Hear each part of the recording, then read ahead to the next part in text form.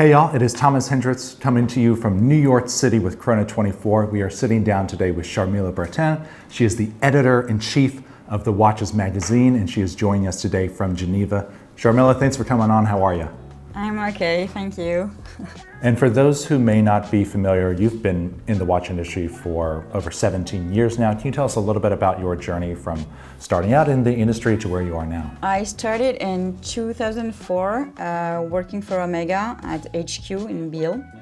I used to be in charge of Latin American market, and I stepped in the watch industry like I didn't know much thing about watches. I was just looking for a job.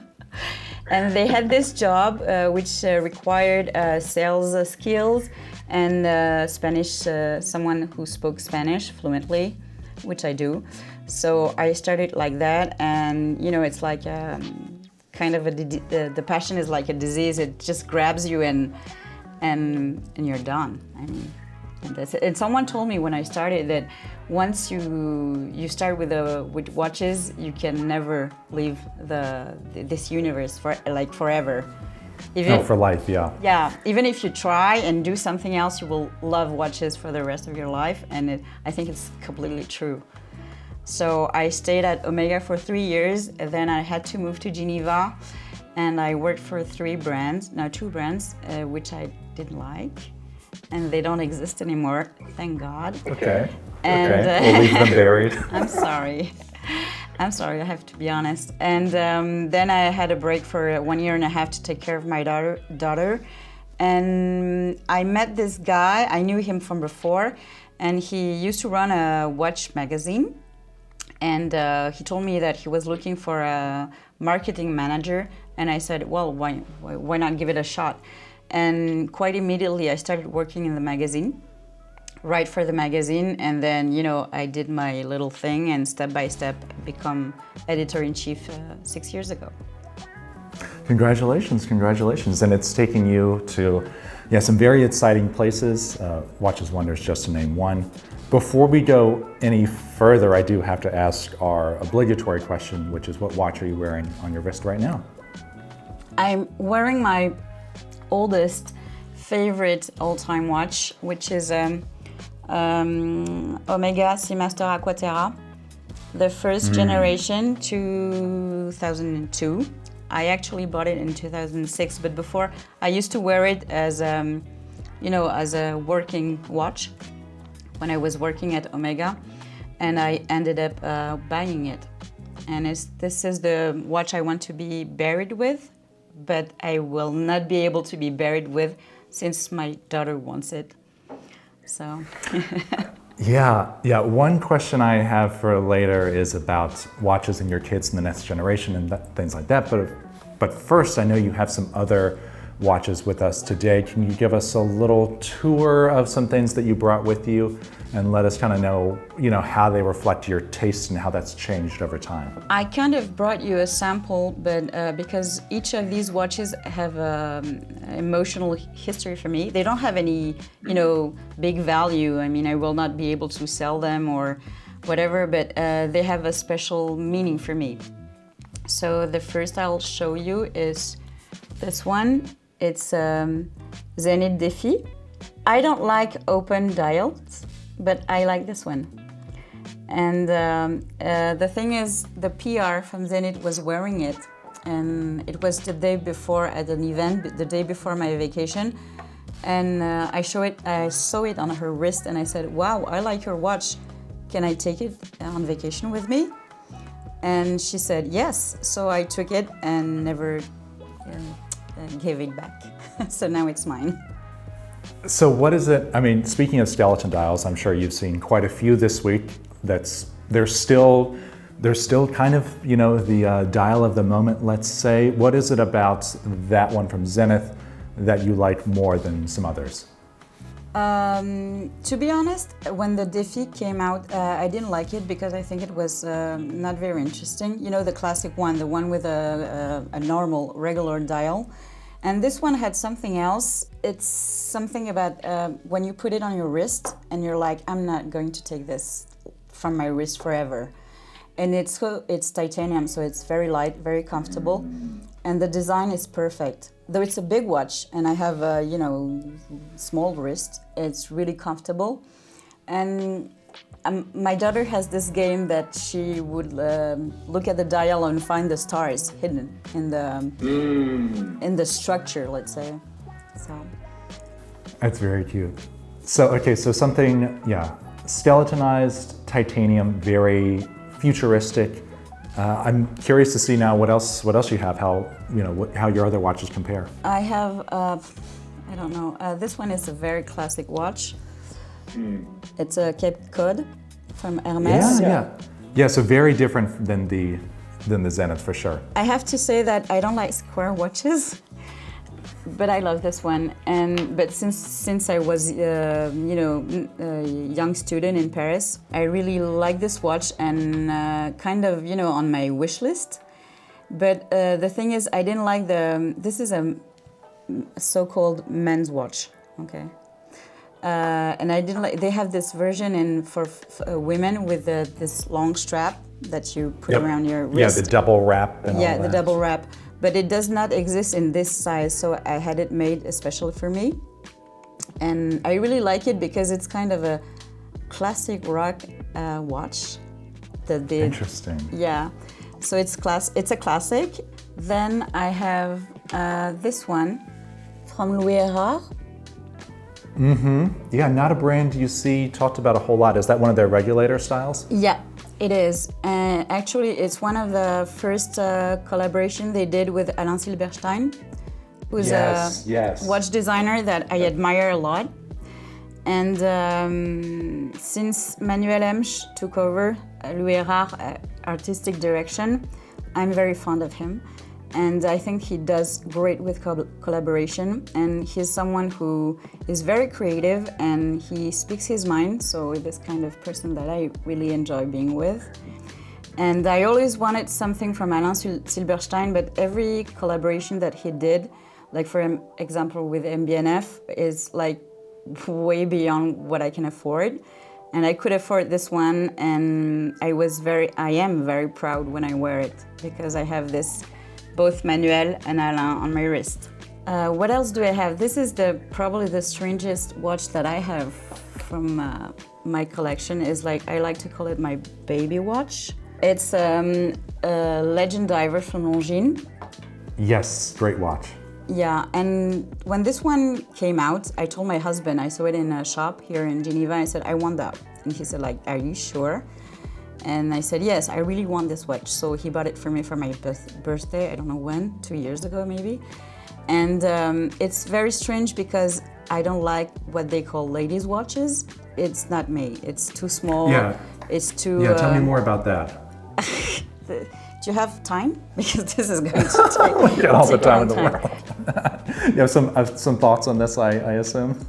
Yeah, I do. I don't like this genderization of watches. Watches are for everyone, and everyone should be able to wear whatever they want, whenever they want. This is the way I see things. And I don't like small watches. I'm more into 39 to 42 millimeters, even bigger.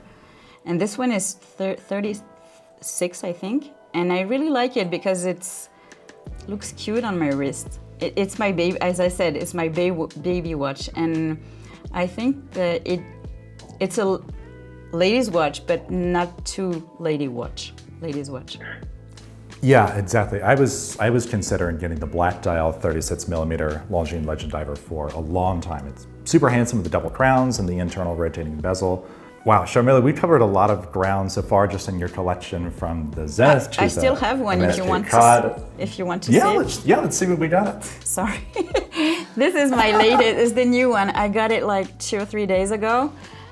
It's from MB&F, the matte one. Yes, the matte 2. I've been seeing this everywhere now. What do you think? What are your first impressions? This looks like a UFO in my collection, actually, because as you can see, I'm more into mainstream classic watches, and this one looks a bit crazy compared to the other one.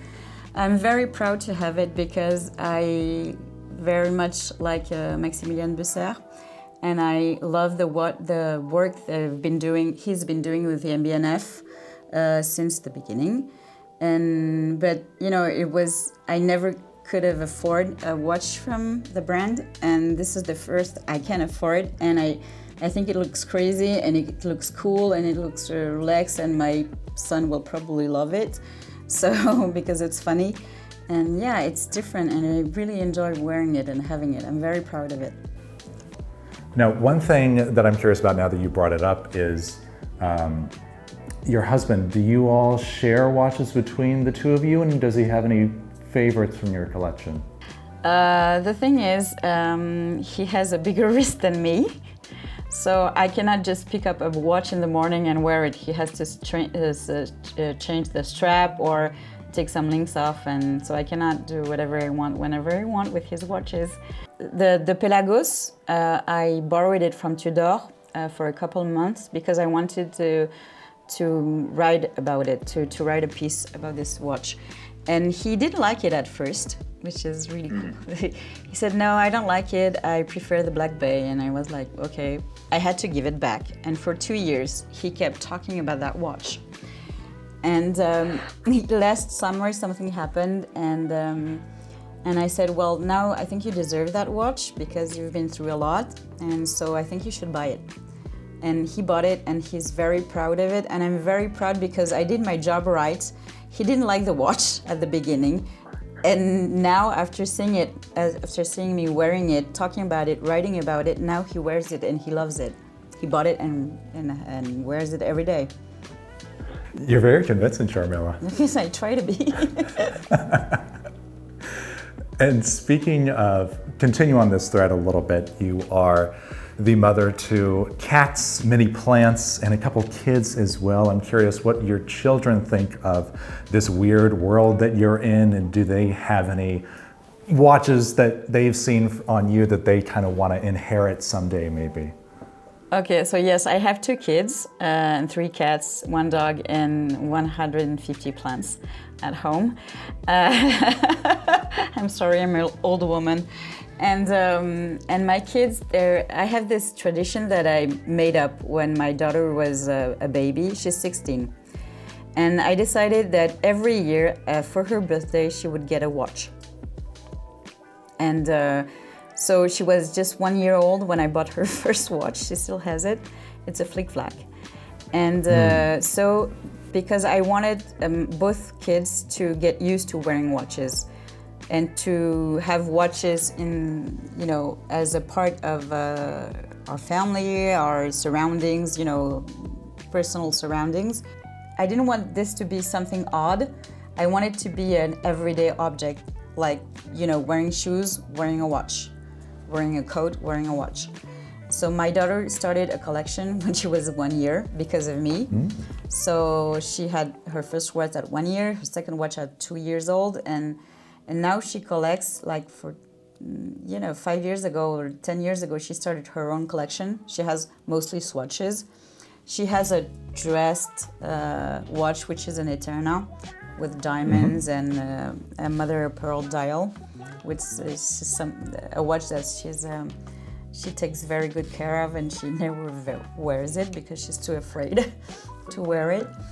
And she enjoys, I like sometimes to have her opinion because she's young, and she doesn't have the same vision than me, and sometimes, my vision is a bit tired because I've seen so many watches and talked about so many watches, and sometimes she gives me this fresh look on a watch, and I find it cool. So she likes my watches, but mostly she likes this one, the Seamaster Aquaterra.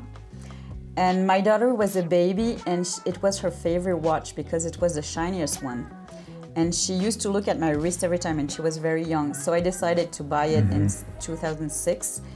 And she said, I don't know, 5 years ago, she said, well, when you die, can I get your watch? And I said, yes. Yes, you can. And she said, for the rest of the collection, I will have to negotiate with my brother, with my son. But this one I really want, the Omega. And then I got the Zenith 3 years ago. And she said, I might be interested in that one too. So I said, okay, but then both watches will be used. You can also borrow them while I'm still alive. I mean, I don't mind. And she does sometimes with the Zenith. She wears it at home, or sometimes if we go to a family reunion. This one, it's stupid, but this one spends its life in the safe at the bank because I'm very, very scared of losing it or getting robbed or whatever.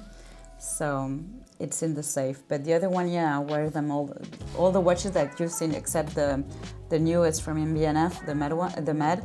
I wear them every day or every week. Well, as someone who sells watches in the other part of my job, I have to thank you for indoctrinating the next generation. And like you said, it's now that she has a foot in the watch world, she is in it for life, it seems like. My last question for you, Sharmila, looking ahead to the future, are there any pieces that are on your radar, any watches that you're planning to get coming up, whether they're realistic or even unrealistic? Yeah, there's a Longines that came recently, the Zulu time, the Spirit Zulu time. I want to buy one. Great watch. My daughter wants to buy a Longines sector dial. I want to buy every Zenith that come out. I love the Défi Skyline. Every Zenith, most of them, like 99% of the watches that come from Zenith, I want them. I love the Omega. I love the fact that the Aquaterra, the new Aquaterra, they dropped the thick pattern, which I didn't like. And I find the watches are cool. Speedmasters are cool, not all of them, but I find the Speedmaster 57 really cool. Really, really cool. With the black one, I don't like black dials, but the black one with the sandwich dial is really cool. I told you I could go on forever with my wish list. Well, Sharmila, given the wide range that you have in your personal collection right now and your ever-growing wish list, I would love to have you come back on for a Watch Hangout episode just to see where your brain goes while we're clicking around. What do you say? Yeah, I would really like that. Well, thank you so much for joining us today in the midst of a very busy week over there in Geneva. I'm Thomas Hendricks with Chrono 24. We'll have Sharmila back for a watch hunting episode, so stay tuned for that. In the meantime, enjoy your watches, folks.